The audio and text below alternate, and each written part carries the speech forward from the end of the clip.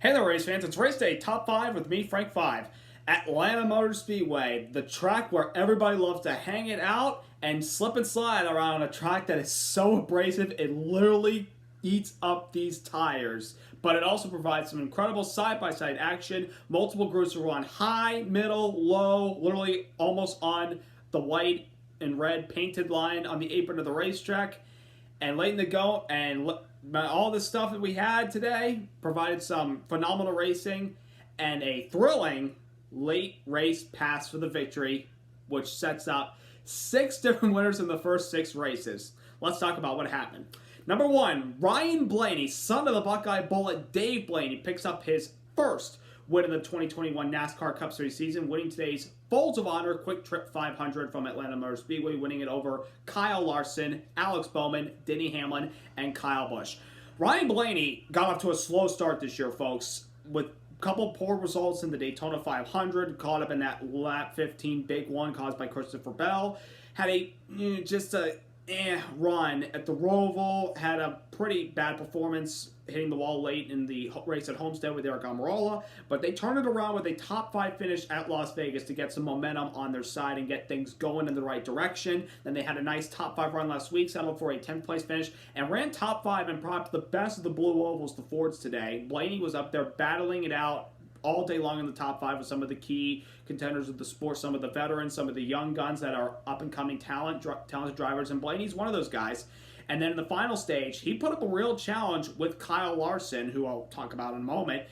Blaney kept in tabs with Larson pretty much the entire final stage, despite a couple of early cautions at the beginning of the last stage. And he kept tabs with him, especially on the last pit stop of the race under green flag. And he kept Larson in his sights the entire time and ran him down and passed him late with less than 10 laps to go, and pulled away to get his first win at Atlanta Motor Speedway and his 5th career NASCAR Cup Series victory. This is great, and I love Ryan Blaney a lot. He's such a young, talented kid with so much to show. He's really fast every single weekend. It's just that in the past, we've seen Ryan Blaney be really dominant in a lot of races, but he doesn't close the deal. In the races that he's won, folks, he is somewhat dominant, but mostly he's just there and just capitalizes when it matters the most. That's kind of what Ryan Blaney is at this point. But I do believe that this guy is a future star in our sport with all the wins he's accumulated so far in his career. Still has a lot more ahead of the road. But one thing I hope for Ryan Blaney this year, can he please win more than just one race every single season? Because the last 4 years that he's won in NASCAR Cup Series competition, all 4 of those years, 1 win each year. Can he at least get more than 1 win? I think this year is going to be the year he wins more than just 1 race, folks, and possibly a sleeper pick to make it to the Championship 4. Because that's how good Ryan Blaney is, and that's how good of the equipment he is in. But great job by Ryan Blaney, the whole 12 team today with the body armor paint scheme. Very nice paint scheme, a very nice drink that he loves to consume, is pretty much his beverage of choice as far as athletes that drink it. So good job for Ryan Blaney, and he's officially locked into the playoffs this year. First 6 races, 6 different winners. Pretty amazing. That's 2021 for us. Number 2, Kyle Larson flat out dominated. He was in a different zip code from everybody today. I mean, he was flat out dominant ever since Kyle Larson's come back to NASCAR driving for Hendrick Motorsports. Everywhere we've gone, he's been up in the top 5, up in the top 10, just has fast race cars everywhere we go. It just shows how good he is when he gets behind the wheel of a Hendrick car instead of a Chip Ganassi car. No disrespect against Ganassi, but Hendrick's more of an upgrade. Larson dominated today, leading, I think he led 266 laps and won both stages. And in the past, Kyle Larson had won both stages, but did not win the last stage. He was in position to do it today, but Ryan Blaney kept closing on him in the final stage. And a lot of people, and I'm seeing on social media, because the car in front of Larson that allowed Blaney to catch up was Blaney's teammate, Joey Logano, who's trying to stay in the lead lap. And everybody's saying, oh, Logano blocked Larson so Blaney could catch him. Baloney. Please stop it, folks. First of all, Joey Logano's trying to stay in the lead lap. Because what if we get a late race yellow that sets up a restart? He has a chance to battle for a top 10 spot. Logano's fighting for his position on the racetrack. He's not going to pull over and let Kyle Larson just go on by. He's going to defend his position, even if it's not for an actual position. He's trying to stay on the lead lap. Blaney just had a better run at the very end of the race, and Kyle Larson even admitted that his tires late in the race were beginning to give out, and that's what allowed Blaney to catch up, because tire management at a track like this is really critical. And Larson said, he got me, and my tires were worn out at that point towards the very end. So, I mean, I was kind of shocked because I thought Larson was going to run away with this thing with how dominant he's been today. I mean, I had not seen a car this dominant since 2018, Kevin Harvick, who just, in the past, we've seen Kevin Harvick just flat out dominate Atlanta. Today it was Kyle Larson, but didn't get the job done. But folks, you're seeing so far that Kyle Larson is going to be a championship contender when it comes to the playoffs later this year in September. And I think Larson is capable of winning more than one race, obviously. He's got the speed. He's got the team behind him. He's got all these people supporting him in his return to NASCAR. So far, he's having a great comeback story being in NASCAR. He's already got one win. He could have been the first repeat winner today for the season, but that'll have to wait for another week. Who knows? Could be next week, because we all know what next week is, and I can't wait, but I'll wait for that in a little bit. Number 3, Alex Bowman picked up his first top 5 of the season with a third-place finish today. Very solid, quiet run for the 48 team. For the first couple races, we've seen the Hendrick cars have had speed. We've seen it from Kyle Larson. We've seen it from Chase Elliott, and we've seen it from William Byron. Alex Bowman, on the other hand, he wasn't bad, but he certainly wasn't top-notch of the Hendrick cars when it comes to running these races each and every week. I mean, think about to the Daytona 500. He started on the pole, got caught up in that big crash early on, and just didn't have a good run. Then he had a top 10 at the Roval. Then he had another top 10 at Homestead. But then we went to Vegas. He had a great car there, but had to pit late for a vibration. And last week, he had to bounce back from a crash he sustained early in the race and got a top 15 out of it, which isn't a bad run. Today, he ran at the top 5, top 10 pretty much the whole day, and we really never spoke a word about Alex Bowman. That's how good and consistent he was today. If nobody really is talking about you, then you're having a good, solid day. And that's what they needed, because they need to build points, because we're starting to see more new winners. Alex Bowman, I think, folks, will win a race this year. They just got to put it together, and I think today was a big step in the right direction to put them up there to possibly battle for wins as we get further on through the season. Number 4, Atlanta Motor Speedway. I mean, this track just can literally eat up the tires. This track is a tire killer. I mean, literally, these guys for about 5 to 10 laps, have pretty good grip on the race cars with these fresh tires they put on. And all of a sudden, next couple laps later, you're hearing them say, I'm loose, I'm hanging on to this thing, I'm really trying to drive onto this thing. I mean, that's what Atlanta Motor Speedway is. And everybody, all the drivers, they love this track. They love the abrasive surface because they can move around anywhere, and they can, just change their lines up any place on the track. You see guys on the bottom, like even try to go into the paint, which we call Harvicking, because Kevin Harvick was the best to hug the apron of the racetrack on the bottom in 1 and 2 and 3 and 4, and makes it work all the time, even though sometimes he didn't seal the deal late, but he's done it a couple times. Everybody can just run bottom, middle, top all day long in Atlanta Motor Speedway. That's the beauty of this racetrack. And the restarts provide a lot of excitement because they're all side-by-side battling out for position. There's guys going back and forth, even with the 550 horsepower package. Some of us might like it, some of us may hate it, but you got to admit, on these 1.5 mile, 2 mile tracks, they provide some phenomenal restarts.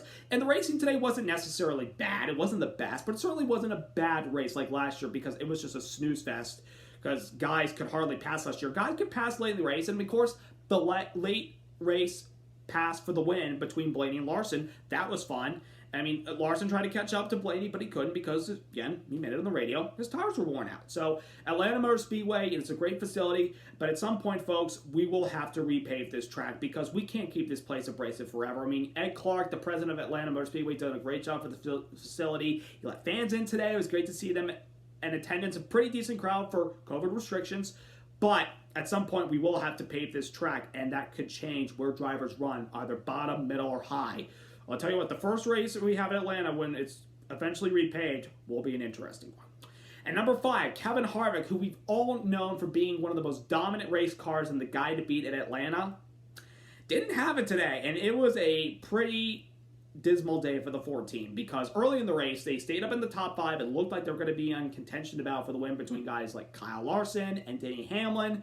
But literally after the competition caution, as we get set and as we were getting ready to restart the race after the competition yellow, we saw on TV that Kevin Harvick had a left rear tire going down because apparently the valve stem to the left rear came loose. When you're changing tires on pit road, if the lug nut accidentally hits the valve stem and knocks it loose, it lets air out of the tire, and that could force you to pit for a tire. So Harvick pitted. He fell a lap down. It took him a long time. He spent the majority of the race 1 lap down to the top 20. But finally, with about 100 laps to go, he finally got his lap back with a wave around, and he drove all the way back up there to get a 10th place finish. Not a bad comeback for the 14. But still, though, Stewart-Haas Racing, folks, needs to figure out what's going on, because I know the 4 car did get back to the top 10 and get a 10th place finish, but something just doesn't seem right with these Stewart-Haas cars. They don't necessarily have the good long run speed we're accustomed to seeing. They're pretty good on the short runs, but as we get to the long runs on these tracks, especially last week at Phoenix, that's track where Kevin Harvick's been so dominant, he was not a factor in that race. They're going to have to figure out what's wrong with the 4 car, but the 4 car still is by far the best of the Stewart-Haas cars, because Almirola for some reason struggling, Cole Custer's struggling, and folks, we know Chase Briscoe's a rookie. He's going to struggle, and he'll pick it up as the season goes on, but they need to get to work. But I think next weekend they'll have a bounce back week, because some of the drivers are going to be looking forward to the upcoming race, which I can't wait to talk about in a little bit. Finally, driver recap: Chase Elliott, the Dawsonville, Georgia driver, the hometown boy, the hometown hero for Atlanta, coming into his home track, his hometown state, where he is the reigning NASCAR Cup Series champion. Had to start the race at the rear of the field for failing pre-race tech twice, but he moved himself to the front of the field, and he got up to 8th at the end of stage 1. It got to as high as 5th, but on a restart to begin stage 2, Chase Elliott kind of bumped in the back of Kyle Busch, who spun the tires on the restart, and he was complaining on the radio, "I'm getting jacked up." Well, you're spinning the tires, dude. Don't blame the 9 car. You spun the tires. You're going to stack everybody up. What are we supposed to do? We're supposed to move out of the way and possibly wreck you and wreck us? No, we're not going to do that. That did, however, create a little part of the front bumper to come a little bit loose. Not completely. Thankfully, it wasn't the hood, or else it would have been a massive problem. The 9 car kind of lost a little bit of speed in the race car. Luckily, we were able to stay in the lead lap at the end of stage 2. We take the front back up, and it felt like after some good needed adjustments, we were going to head back to the front. By the beginning of the final stage, in turn 3 and 4, with about 100 laps to go, Chase Elliott's engine went south. Let go, apparently, on the radio said the RPMs increase off of 4, which is not good, and there she blows. So, finished 38th. We had good speed in our car. We have speed in our race cars. We will get luck on our side eventually. Luck will begin to come our way, and we will be in contention for wins. Because at the moment, Kyle Larson's the best Hendrick car. I would put Elliott probably the second best, because Byron sometimes is either good or bad. Bowman is starting to try to get momentum on his side. So I still think Elliott's the second best car. They have speed. We just got to put it together, and hopefully we will these upcoming races. A quick shout out for a second to Daniel Suarez and the new team Trackhouse Racing. They were in the top 10 today. At one point, I think they were 5th in green flag pit stops. They were leading their first ever laps as a race team. They brought their A game today. They had good speed in their race car. You know, this is a big year for Daniel Suarez with a new team, Trackhouse Racing, a Latino kind of run team run by Justin Marks, former NASCAR driver, and of course the rapper Pitbull. Suarez got his first ever stage point, finishing 10th today, and looked to be on the way to getting his first top 10 with the team. But late in the race, on green flag pit stops, they got caught for speeding, and unfortunately had to settle for a top 20. But the good news is they showed speed, and for on these mile-and-a-half tracks where sometimes you see comers and goers, Daniel Suarez showed up, and so far he's making the most of this opportunity, which I believe, you know, he finally belongs at a team that represents him. Because let's face it, when he was with Joe Gibbs Racing, you know, he was kind of pressured. He was put in that spot when Carl Edwards automatically retired out of the blue to start the 2017 season. Then he went to Stewart-Haas Racing for just 1 year and nearly made the playoffs. Yet, sadly, Stewart-Haas wanted a different direction, and he got released and went to Gaunt Brothers last year and didn't really do well. I mean, he missed the Daytona 500 last year, but coming to a brand new team that's new to NASCAR, but got RCR engines, affiliate with this team, they've had some good, solid races so far this year. They're doing a lot better than I expected them to do, and they're only going to get better as this season progresses, and when the next-gen car comes out next year, they'll be even more competitive. So, shout out to Daniel Suarez. So far, I think he's having a really good year, and nobody's giving him a lot of credit. He's doing a great job, and that team as well, as a whole, is doing a phenomenal job too. So that's it from Hotlanta as the Buckeye Bullet's son pulls together his 5th career win. Next week, we're going to Bristol. But we're racing on the dirt in Bristol. That's right, folks. We're having the first ever NASCAR Cup Series sanctioned race on dirt for the first time since the early 1970s. This has been a long time coming. I cannot wait to see what this race holds. We're going to see a lot of factors. We're going to see Kyle Larson, Christopher Bell, Chase Briscoe, your normal dirt racers. Even Ryan Blaney, he's got dirt experience because his father was a dirt racer. And Blaney runs well on dirt. These guys are going to be slipping and sliding, hanging out. The Cup race, the truck race on Saturday night, it's going to be phenomenal, folks. I cannot wait for this race. Probably the most anticipated races that we don't even know what to expect because Cup has never run on Bristol on dirt. We cannot wait for this race. I cannot wait for this race. It's going to be a ball. I hope the fans that are at the track and are watching at home like myself, I hope we get our money's worth because this thing's going to be bonkers. So, in the meantime, have a good week. Subscribe, like, congrats to Ryan Blaney on his first win at Atlanta Motor Speedway, his first win of the season, his 5th career win. Congrats to Team Penske on the victory. And thank you, Atlanta. We will see you in July because that race is replacing Kentucky. We're going to be back in Atlanta in July. So that'll be really hot and slick and the tires will still get chewed up regardless. So anyways, have a good week, folks. And until then, peace out.